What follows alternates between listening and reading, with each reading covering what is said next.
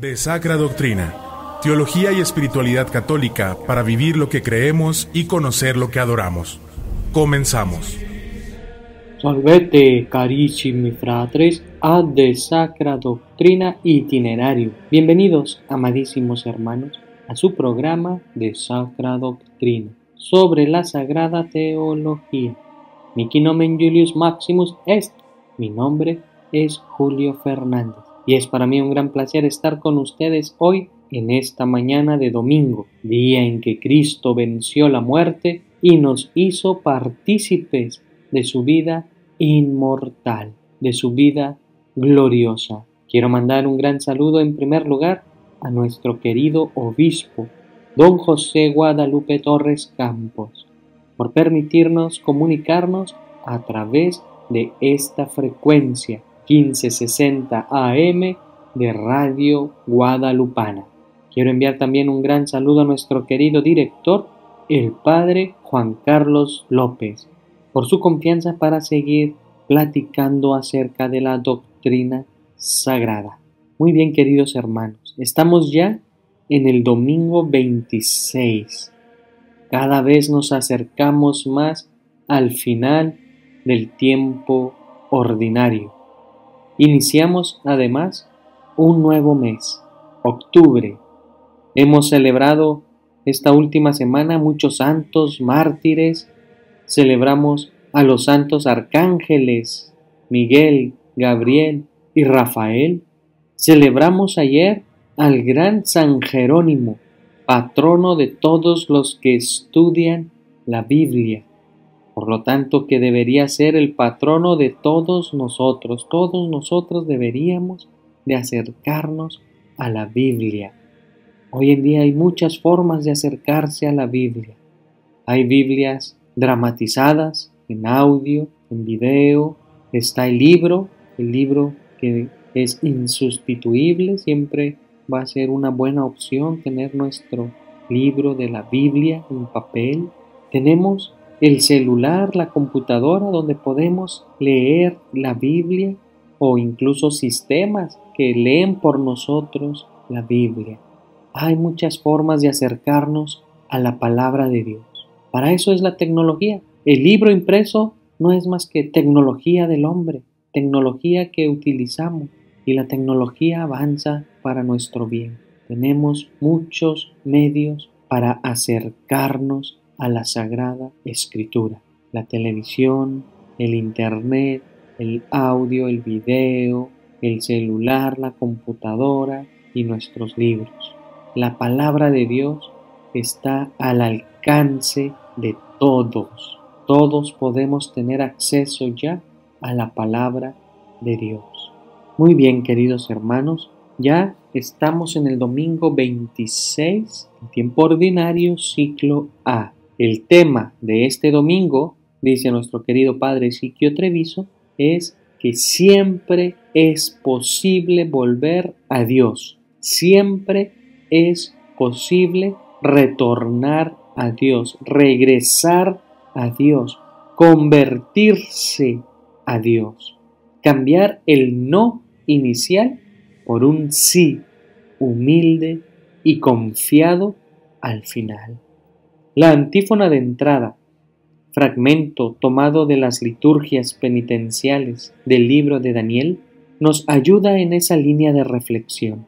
Las liturgias penitenciales tienen un ritmo, reconocimiento, tomar conciencia del propio pecado, de la bondad y justicia de Dios ofendidas, pedir perdón y arrepentirse. Y Dios, que conforme a su inmensa misericordia, nos perdona. Señor, tú eres justo en todo lo que haces.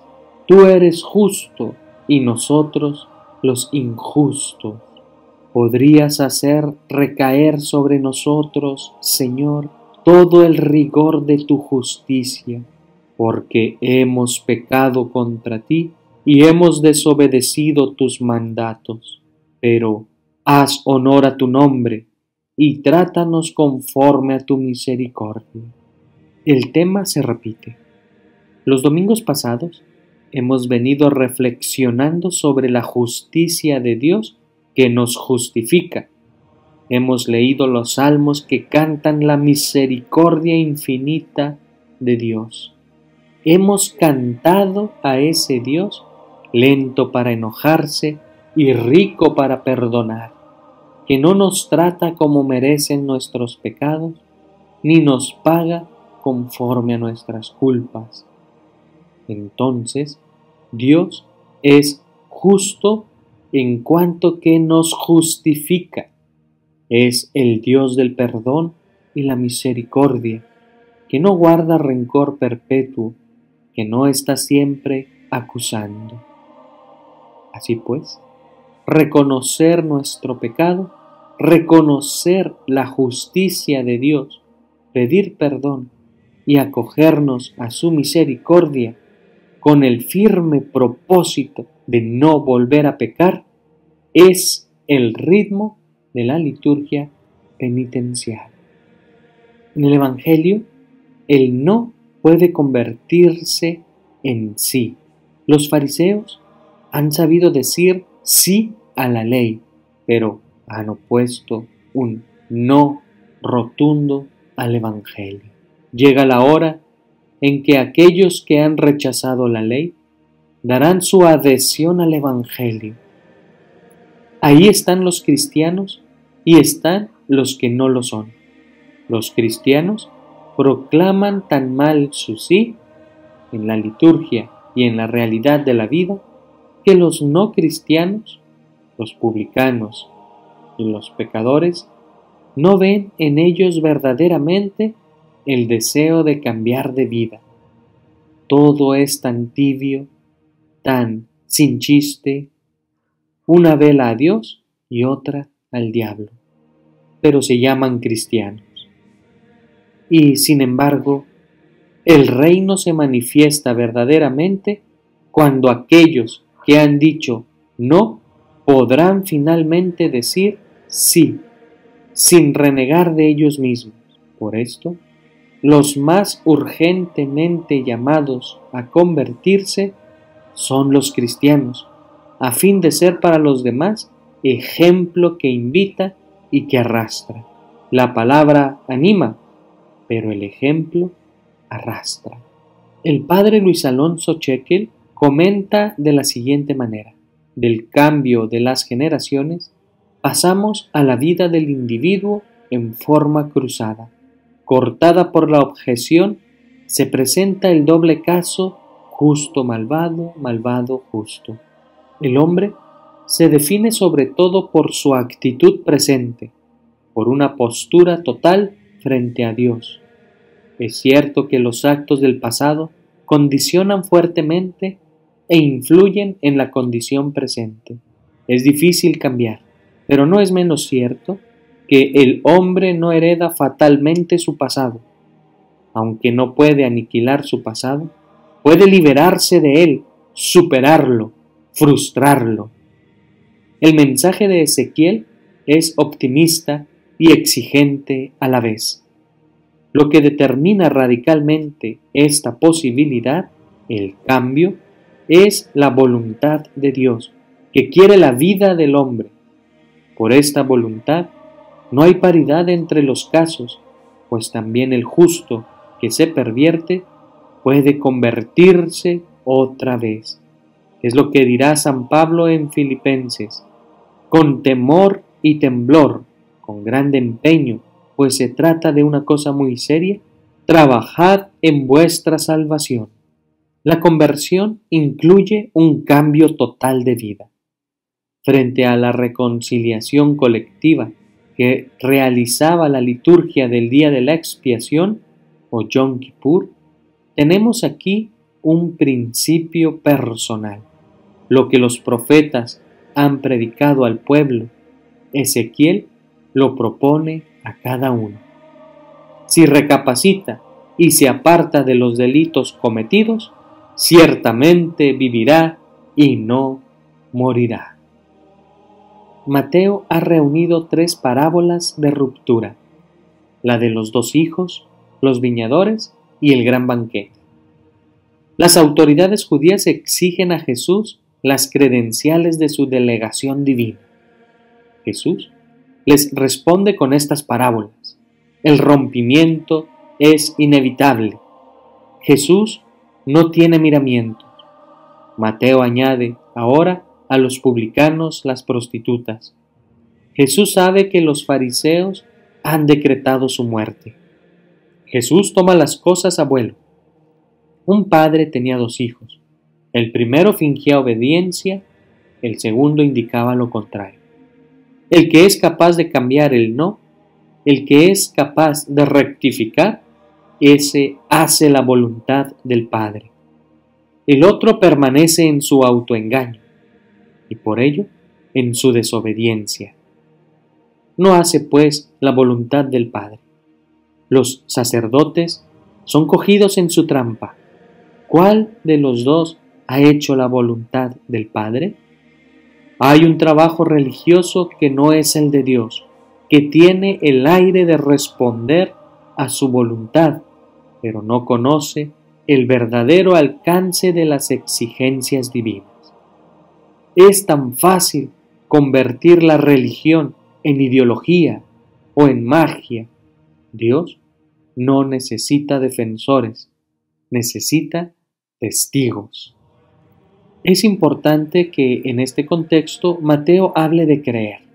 El tema, raramente tratado por él, forma la concatenación entre el capítulo de la higuera maldita, la autoridad de Jesús y la parábola de los 2 hijos.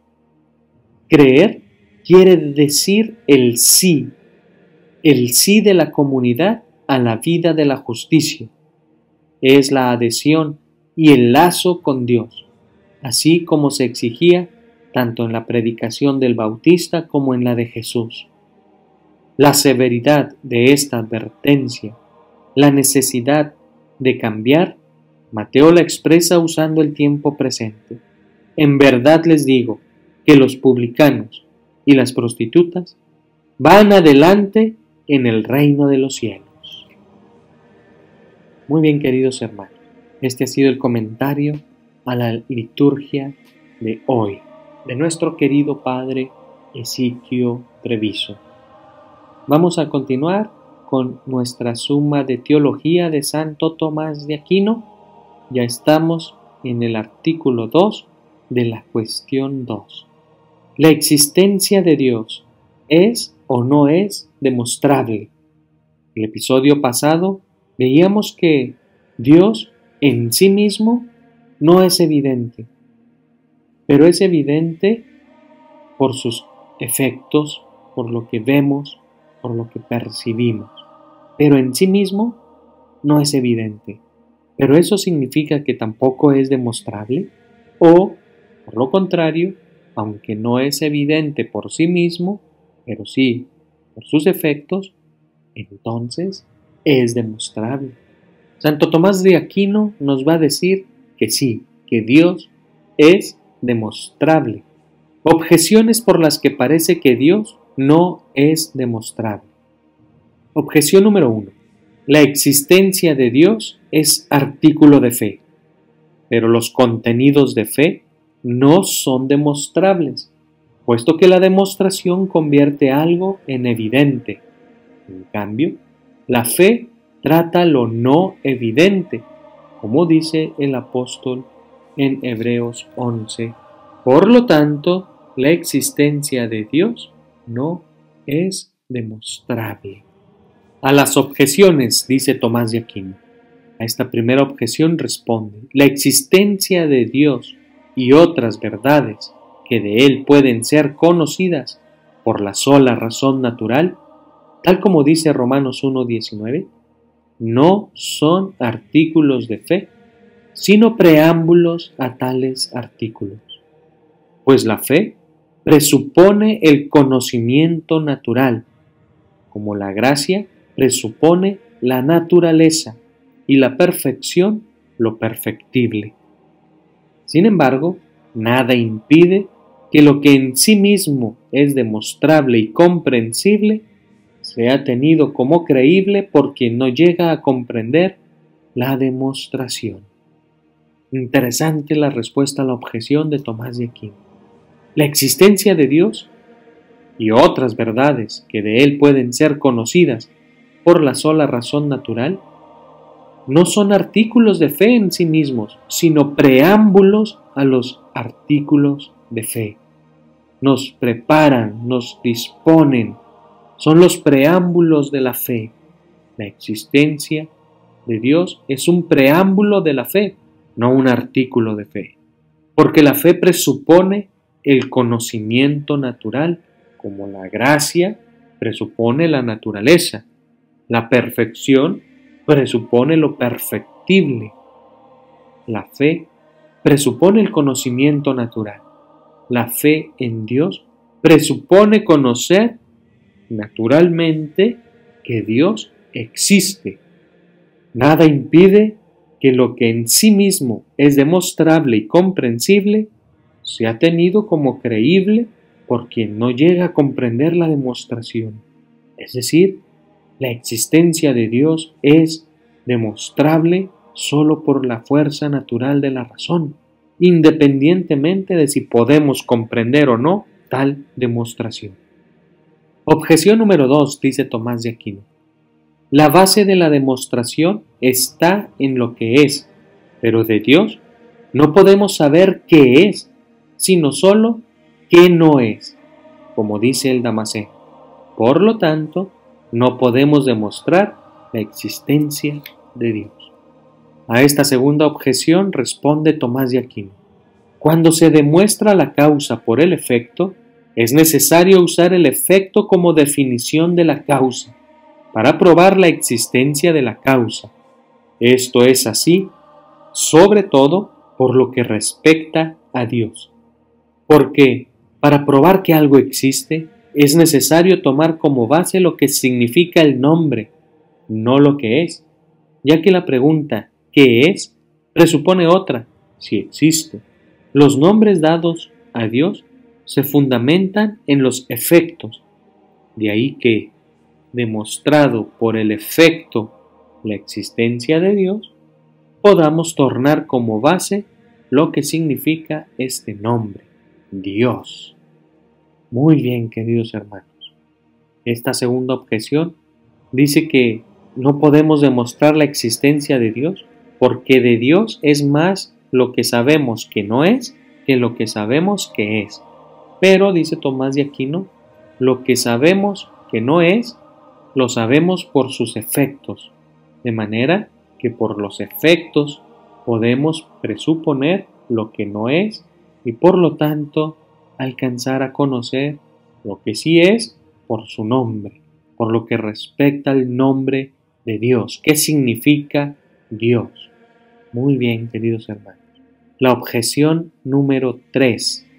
Si se demostrase la existencia de Dios, no sería más que a partir de sus efectos, pero sus efectos no son proporcionales a Él, en cuanto que los efectos son finitos y Él es infinito. Y lo finito no es proporcional a lo infinito. Como quiera, pues, que la causa no puede demostrarse a partir de los efectos que no le son proporcionales, parece que la existencia de Dios no puede ser demostrada. A la objeción número 3 responde Tomás de Aquino. Por efectos no proporcionales a la causa, no se puede tener un conocimiento exacto de la causa. Sin embargo, por cualquier efecto puede ser demostrado claramente que la causa existe. Así, por efectos divinos, puede ser demostrada la existencia de Dios, aun cuando por los efectos no podamos llegar a tener un conocimiento exacto de cómo es Él en sí mismo. Es decir, podemos demostrar por los efectos que Dios existe, aunque no podamos llegar a tener un conocimiento exacto de cómo es Dios. Por la razón, llegamos a la conclusión de que Dios existe porque hay efectos. Demostramos por los efectos que Dios existe. Pero ¿cómo es Dios? No lo podemos saber con exactitud, a menos que Dios se revele a sí mismo, pero solo por la razón natural podemos determinar que por sus efectos demostramos la existencia de la causa, aunque no sepamos exactamente cómo es esa causa, cómo es Dios. Contra esto, dice Tomás de Aquino, está lo que dice el apóstol en Romanos 1:20. Lo invisible de Dios se hace comprensible y visible por lo creado. Pero esto no sería posible a no ser que por lo creado pudiera ser demostrada la existencia de Dios, ya que lo primero que hay que saber de una cosa es si existe. La existencia de Dios, entonces, queridos hermanos, la conocemos por sus efectos y sus efectos son la creación. La creación es el efecto de la causa creadora que es Dios. Respondo, dice Tomás de Aquino, toda demostración es doble. Una por la causa, que es absolutamente previa a cualquier cosa, se la llama a causa de. Otra por el efecto, que es lo primero con lo que nos encontramos, pues el efecto se nos presenta como más evidente que la causa, y por el efecto llegamos a conocer la causa. Por cualquier efecto puede ser demostrada su causa siempre que los efectos de la causa se nos presenten como más evidentes, porque, como quiera que los efectos dependen de la causa, dado el efecto, necesariamente antes se ha dado la causa, de donde se deduce que la existencia de Dios, aun cuando en sí misma no se nos presenta como evidente, en cambio, sí es demostrable por los efectos con que nos encontramos. Muy bien, queridos hermanos, lo que nos ha querido decir hoy Tomás de Aquino es que podemos conocer a Dios, causa, por sus efectos. ¿Y cuáles son los efectos más evidentes? La creación, la naturaleza, todo cuanto existe, todo lo que existe es un efecto de una causa. ¿Cuál es esa causa? El azar no parece ser causa de azar, porque hay orden, hay inteligencia. La causa de la creación es el creador. La causa de los efectos de la creación es Dios. De manera que podemos demostrar que Dios existe por sus efectos más evidentes, principalmente la creación. Muy bien, queridos hermanos. Vamos ahora a hacer nuestra oración final, nuestra oración tomada de los laudes de esta mañana, 1 de octubre, que ustedes, como les he explicado anteriormente, la van a escuchar también en la Santa Misa. Es la oración colecta de la Santa Misa de hoy. Oración. Oh Dios, que manifiestas especialmente tu poder con el perdón y la misericordia. Derrama incesantemente sobre nosotros tu gracia para que, deseando lo que nos prometes, consigamos los bienes del cielo. Por nuestro Señor Jesucristo, tu Hijo, que contigo vive y reina en la unidad del Espíritu Santo y es Dios, por los siglos de los siglos. Amén. Hermosa esta oración, queridos hermanos. Dios nos manifiesta su poder con su perdón y su misericordia. Le pedimos a Dios que es perdón, que es misericordia y que con ese perdón y misericordia demuestra su poder. Pedimos que derrame incesantemente sobre nosotros su gracia, esa gracia sanadora, esa gracia liberadora, esa gracia que renueva, esa gracia que nos va a permitir desear lo que Él mismo nos promete. Porque Dios hace promesas, queridos hermanos. Dios nos ha hecho promesas, pero nosotros no se las pedimos, ni siquiera las queremos, no nos interesa. Por eso le pedimos hoy a Dios en la oración colecta, en la oración de los laudes, que deseemos lo que nos promete, que lo que Él promete sea anhelado por nuestro corazón, y así consigamos los bienes del cielo, el bien supremo de la salvación, de la perfecta y plena comunión con Dios. Oratio. Deus, qui omnipotentiam tuam parcendo maxime et miserando manifestas, multiplica super nos gratiam tuam, ut ad tua promissa currentes, celestium bonorum facias esse consortes. Per Dominum nostrum Iesum Christum, Filium tuum, qui tecum vivit et regnat in unitate Spiritus Sancti, Deus, per omnia saecula saeculorum. Amén. Muy bien, queridos hermanos, esto ha sido todo por hoy. Y les recordamos que aún pueden comunicarse con nosotros para cualquier sugerencia. Laudetur Jesus Christus, alabado sea Jesucristo. Hasta la próxima.